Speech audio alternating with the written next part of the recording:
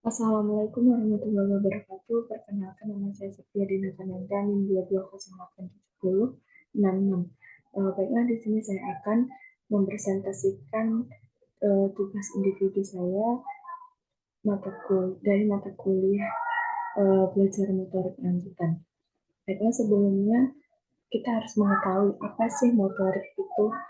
Motorik dapat diartikan sebagai suatu rangkaian peristiwa laten yang tidak dapat diamati dari luar. Peristiwa laten tersebut adalah suatu pemikiran. Sedangkan gerak adalah hasil dari peristiwa motorik yang terjadi dari mata yang menyampaikan ke sistem saraf otak, lalu terjadilah sebuah gerakan. Sedangkan belajar motorik merupakan suatu proses terjadinya perubahan yang bersifat relatif permanen dalam perilaku motorik sebagai akibat dari latihan dan pengalaman dan bukan akibat dari suatu perkembangan. Lanjut.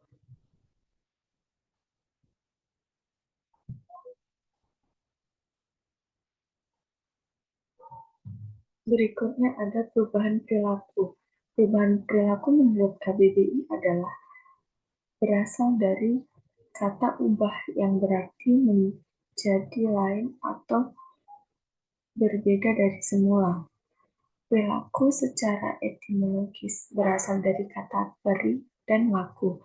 Peri sendiri yang berarti cara berbuat atau tindakan, perbuatan, dan laku yang berarti kelakuan, perbuatan, dan cara menjalankan.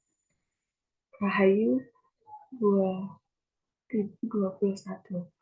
Perubahan perilaku adalah suatu paradigma bahwa seorang akan berubah sesuai dengan apa yang seseorang pelajari, baik dari keluarga, teman, sahabat, ataupun belajar dari diri sendiri. Proses pembelajaran diri inilah yang dapat membuat seseorang,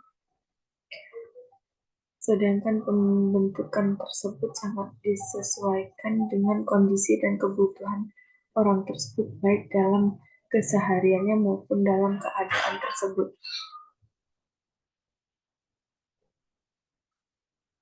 Perubahan perilaku adalah suatu paradigma bahwa seseorang akan berubah sesuai dengan apa yang seseorang pelajari. Nah, di sini contohnya, uh, dalam cabang olahraga bola voli, saya belajar tentang teknik passing.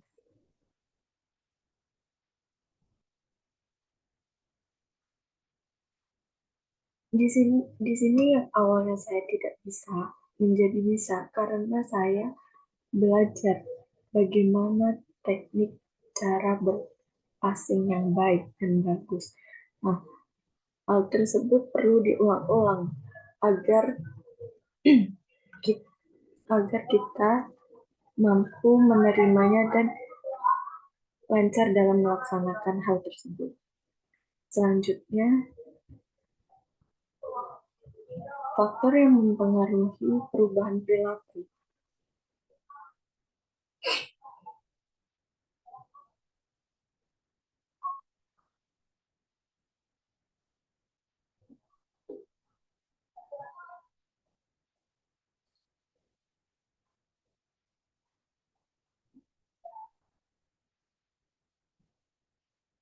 Di sini ada emosi, persepsi, dan motivasi belajar inteligensi.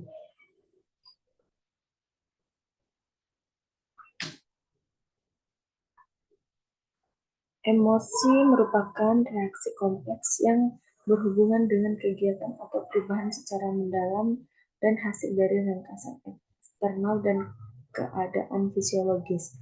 Melalui emosi, seseorang dapat stimulus untuk memahami sesuatu perubahan yang disadari sehingga memungkinkan mengubah sifat atau perilakunya. Kedua, persepsi. Persepsi merupakan pengalaman yang dihasilkan melalui indera penglihatan, penciuman, pendengaran, dan sebagainya. Melalui persepsi, seorang dapat mengetahui atau mengenal objek berdasarkan fungsi penginderaan. Selanjutnya, motivasi. Motivasi merupakan dorongan untuk bertindak mencapai suatu tujuan tertentu. Motivasi biasanya ada dua, yaitu motivasi dari dalam diri sendiri dan dari luar atau lingkungan sekitar. Yang ketiga, yang keempat ada belajar. Belajar merupakan dasar untuk memahami perilaku manusia karena belajar berhubungan dengan kematangan dan perkembangan fisik, emosi, motivasi, perilaku sosial, serta kepribadian seseorang. Terakhir ada inteligensi. Inteligensi merupakan suatu kemampuan seseorang dalam membuat kombinasi berpikir abstrak atau kemampuan membentuk kemungkinan dalam perjuangan hidup. Selanjutnya ada praktek atau tindakan.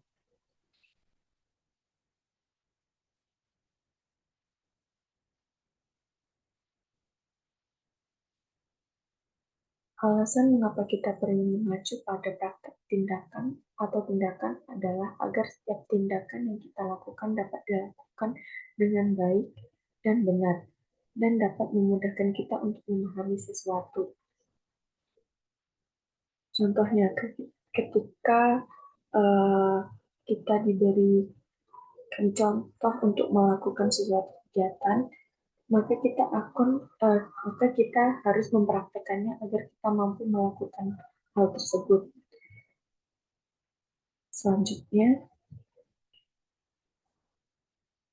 belajar pada pengalaman. John Dewey mengemukakan bahwa belajar tergantung pada pengalaman dan minat siswa sendiri, dan topik dalam kurikulum seharusnya saling terintegrasi, bukan terpisah atau tidak mempunyai kekaitan satu sama lain. Sugi Hartono, DKK 2007, 108. Pembelajaran berbasis pengalaman adalah tata cara yang dilakukan oleh guru dan peserta didik untuk mencapai tujuan pembelajaran melalui kegiatan membingkai pengalaman, mengaktifkan pengalaman, dan refleksi pada pengalaman. Contohnya ketika kita mengikuti ajang turnamen bola voli, tentu saja di setiap pertandingan kita memiliki pengalaman yang berbeda-beda. Nah, dari situlah kita mendapatkan pengalaman yang berbeda-beda. Selanjutnya, sekian, terima kasih. Baiklah, saya akan melanjutkan presentasi saya,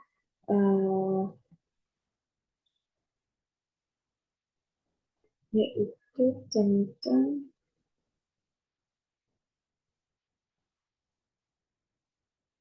teori belajar psikolog.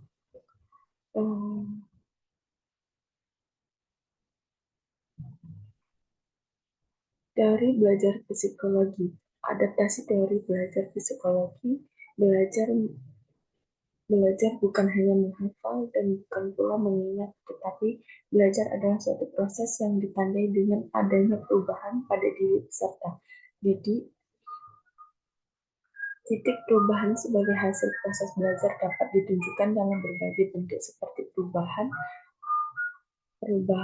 pengetahuannya, sikap dan tingkah laku, keterampilan, kecakapannya, kemampuannya, daya reaksi, dan daya penerimaannya. Selanjutnya,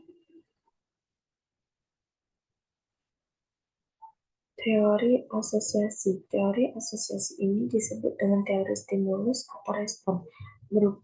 Menurut Thorndike dalam Wikipedia, Belajar adalah proses interaksi antara stimulus dan respon. Stimulus adalah apa yang merangsang terjadinya kegiatan belajar seperti pemikiran, perasaan, atau hal-hal lainnya yang dapat ditangkap melalui alat indera. Sedangkan respon adalah reaksi yang dimunculkan peserta didik ketika belajar, yang dapat pula berupa pikiran, perasaan, atau gerakan atau tindakan.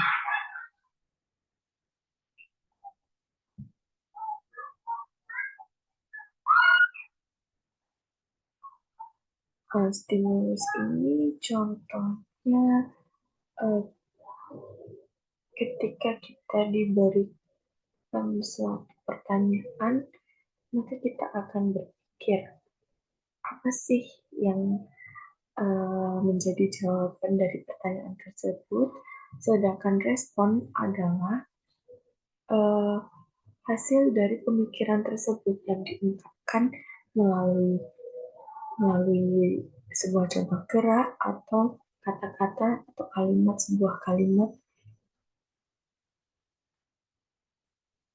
begitu. Nah, selanjutnya teori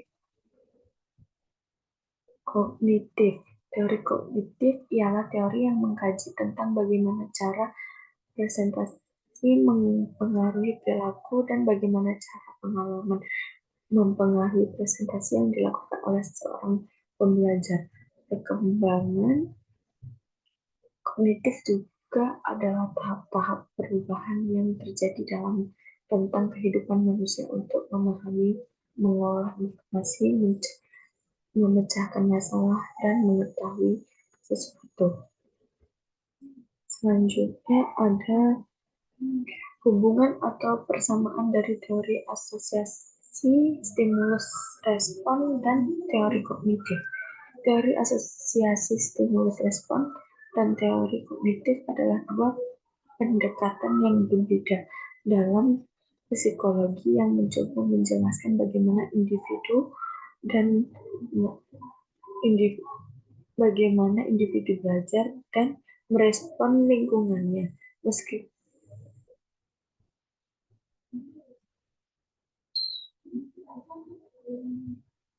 Meskipun berbeda dalam pendekatannya, keduanya memiliki hubungan dan persamaan dalam konteks belajar dan proses kognitif.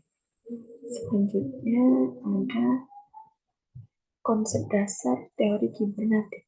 Teori kibernetik dikembangkan dengan bantuan berbagai disiplin ilmu pengetahuan antara lain ilmu psikologi, dan fisiologi.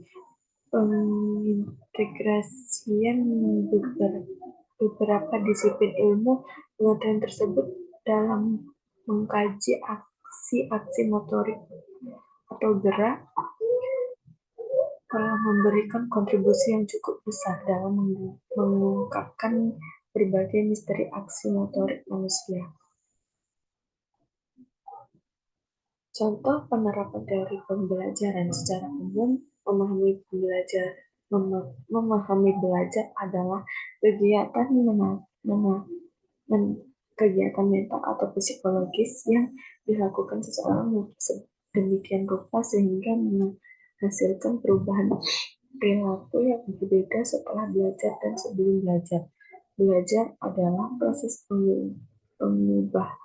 mengubah perilaku individu atau siswa untuk menyesuaikan diri dengan lingkungannya. Baiklah, sekian presentasi dari saya.